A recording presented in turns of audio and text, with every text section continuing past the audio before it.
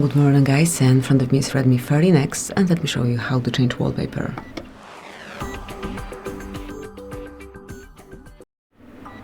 So at first open the settings, then find and select wallpaper and personalization, and here just choose the picture that you want to cover your screen with. Tap on find more to go through all online wallpapers. You can obviously add some photo of your own by opening your gallery. Let me choose some doggo wallpaper. Maybe this one.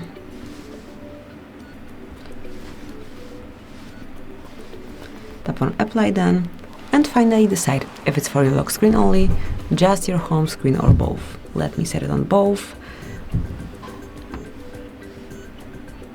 And now you've got this on your home screen